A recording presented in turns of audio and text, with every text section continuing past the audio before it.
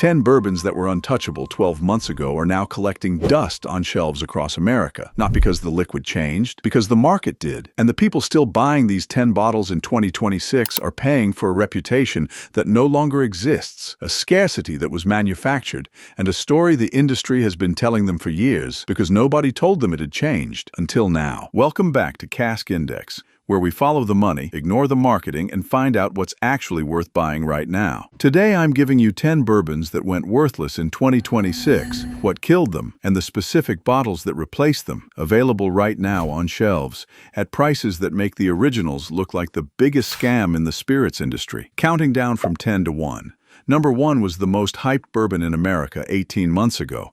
Right now, it's a cautionary tale. Stay with me. Quick context. Worthless doesn't mean undrinkable. What worthless means in 2026 is that the price you're paying is no longer justified by what you're getting. Because something better emerged at a lower price point, because the hype machine collapsed under its own weight, or because the market finally caught up with what serious buyers have known for years. Each entry gets 3 things: what made it famous, what killed it, and the bottle that replaced it, starting at number 10. Number 10, Angel's Envy Kentucky Straight Bourbon. Angel's Envy rode a decade of hype to become one of the most recognizable premium bourbon brands in America. The port wine barrel finish was genuinely innovative when it launched. For a long time, $65 felt fair. Then, 2 things happened. The liquid got inconsistent, batch-to-batch variation became a real issue serious collectors flagged publicly, and the market filled up with finished bourbons executing the same concept, better and cheaper. What killed it? The port finish stopped feeling special the moment every craft distillery in America started doing their own version. Angel's Envy lost its differentiation and kept its price tag. The market punishes that combination without mercy. The bottle that replaced it, Jefferson's Ocean Aged at Sea. Same premium finished bourbon territory. More consistent batch to batch.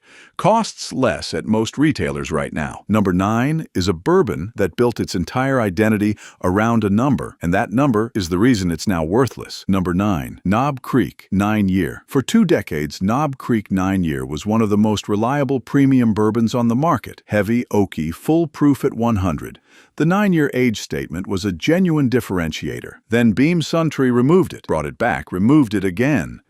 The back and forth created a credibility problem the brand never recovered from. Serious drinkers started treating it as a variable product. At $40, the value equation fell apart. What killed it? Henry McKenna Single Barrel BIB does everything Knob Creek built its reputation on. More consistently, with more accountability, at a comparable price. The enthusiast community made this swap loudly, and the market followed. The bottle that replaced it, Henry McKenna 10-Year Single Barrel, bottled in bond. Every bottle tells you exactly what it is. No uncertainty, no back and forth. Number 8 charged a luxury price for a story, and the story just got exposed. Number 8, Rabbit Hole Dareringer Straight Bourbon. Rabbit Hole built a beautiful brand. The distillery is impressive. The bottles are stunning. Paying $80 for Dareringer felt like participating in something genuinely artisanal. Then, Pernod Ricard acquired it. The craft narrative collapsed. Blind tasting results started showing the liquid wasn't keeping pace with the price. Buyers who paid for the story found themselves questioning the value once the story changed. What killed it? You're no longer supporting an independent craft distillery. You're buying a Pernod Ricard product at a craft price. The market noticed immediately. The bottle that replaced it, Bardstown Bourbon Company Fusion Series. Still independent, genuinely interesting liquid, priced honestly. Number 7 became a victim of its own success. Available everywhere, which is exactly why it's worthless. Number 7, Weller Special Reserve. 18 months ago, finding Weller Special Reserve at retail felt like a minor victory. The wheated bourbon, same mash bill as Pappy Van Winkle, was so aggressively allocated that seeing it on a shelf was a genuine event. Then Buffalo Trace expanded production. Weller appeared everywhere, and the moment it became accessible, the mystique evaporated. Buyers who spent months hunting it tried it at retail and did the math. What killed it? Availability. The entire value proposition was scarcity. When scarcity ended, the emperor had no clothes. Weller Special Reserve is a good bourbon. It is not a special bourbon. The bottle that replaced it, Larceny Small Batch. Same wheated profile, same approachable sweetness. Always available, always honest about what it is. Halfway through and the pattern is already clear. Hype, mystique, and artificial scarcity are collapsing across the board in 2026. The bourbons winning right now never needed a story to justify their price. The ones losing built their entire identity around it. Number 6, spent 15 years building a legendary reputation. One decision destroyed it. Before number 5, if you just found this channel, stop and hit subscribe. Every single week, we take apart the bourbons the industry wants you to keep buying and tell you exactly what to drink instead. Number 1 on this list is the bourbon that defined the last decade of American whiskey culture. What happened to it is the most important thing any serious bourbon buyer needs to understand right now. Subscribe, then keep watching. Number 6, Jefferson's Reserve Very Small Batch. Jefferson's Reserve had one of the most respected reputations in bourbon for over a decade. Carefully sourced barrels, genuinely complex, honestly priced at around $50. It regularly punched well above its weight. Then the quality started shifting. Reviews from trusted voices noted a flattening flavor profile, less complexity, more generic premium bourbon character. Whether it's sourcing challenges, scale issues, or recipe drift is debated. What isn't debated is that Jefferson's Reserve 2026 is not the Jefferson's Reserve that built the reputation. What killed it? The gap between the brand's reputation and the current liquid. Buyers paying for what they remember are no longer getting it. The bottle that replaced it. Wilderness, Trail Settlers, Select Small Batch. Doing everything Jefferson's Reserve used to stand for. Thoughtful production, genuine complexity, honest pricing. Number 5 is a bourbon Wall Street discovered, and what Wall Street touches, it eventually ruins. Number 5, Blanton's Original Single Barrel. Blanton's was the world's first commercially marketed single-barrel bourbon. The horse and jockey stopper is one of the most iconic packaging decisions in spirits history. For most of its existence, it was genuinely special at a genuinely fair price.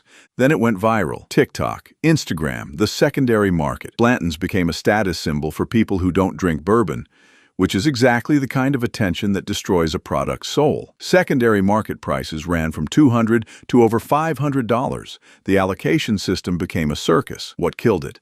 The price-to-liquid ratio became impossible to defend once the hype cooled. $65 for Blanton specifically, given what else is available right now, is a deeply questionable decision. The bottle that replaced it, E.H. Taylor Single Barrel, bottled in bond. Also Buffalo Trace, also single barrel, arguably more complex. The buyers who quietly made this switch years ago have been insufferably smug ever since. They are correct. 4 bottles left, and it's getting uncomfortable. Number 4 is a bourbon the industry used as a benchmark, and now uses as a cautionary tale. Number 4, Woodford Reserve Distillers Select. One of the best marketed bourbons ever produced. The bottle is perfect. The brand identity is impeccable. At $35, it became the default answer to what premium bourbon should I buy for an entire generation of casual drinkers. The problem is, $35 in 2026 buys dramatically more bourbon than when Woodford built that positioning.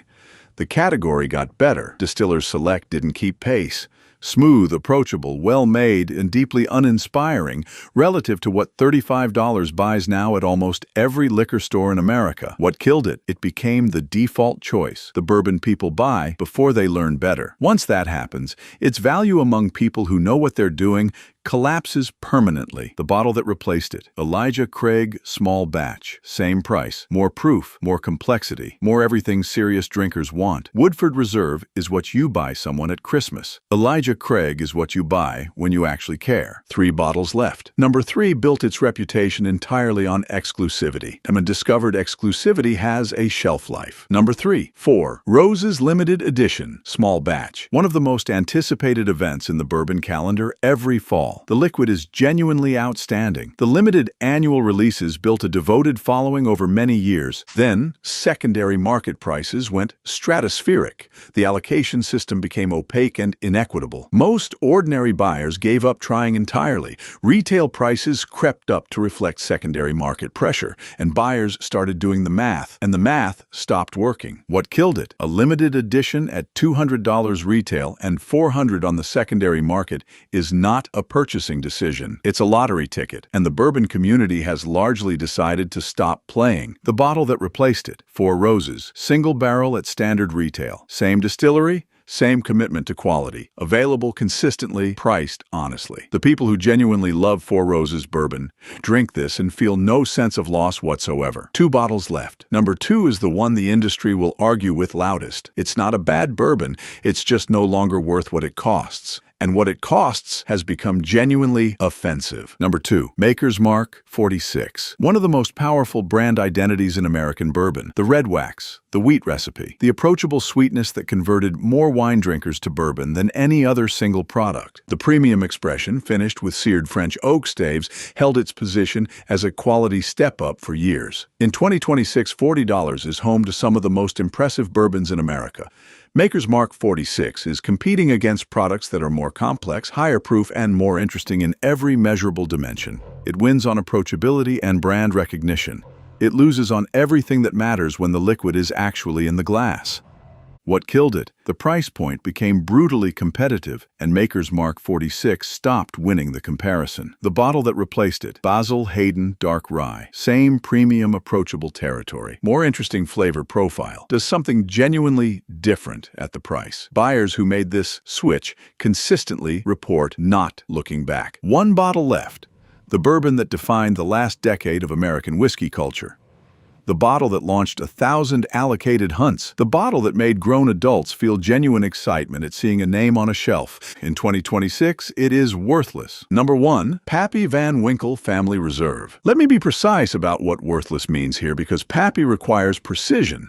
The liquid is not worthless. The 23-year, the 20-year, the 15, genuinely extraordinary bourbons made with genuine craft and patience. Nobody serious is arguing otherwise. The Van Winkle family has spent decades making something that deserves its reputation as liquid. What is worthless is the transaction, the hunt, the $500, $800, $1,200, $2,000 that bottles command on the secondary market in 2026. The energy, the connections, the lottery systems, the retailer relationships that serious collectors have built entirely around acquiring a product that, when tasted blind against bourbons at a fraction of the price, wins less often than the mythology suggests it should. What killed it? William LaRue Weller. The Buffalo Trace Antique Collection product that uses the same wheated mash bill comes in at barrel proof and is made with the same care and patience as Pappy. It allocates at a fraction of the price and trades on the secondary market at levels that are ambitious but not delusional. Serious blind tasters, people who do this professionally, whose opinions the industry respects,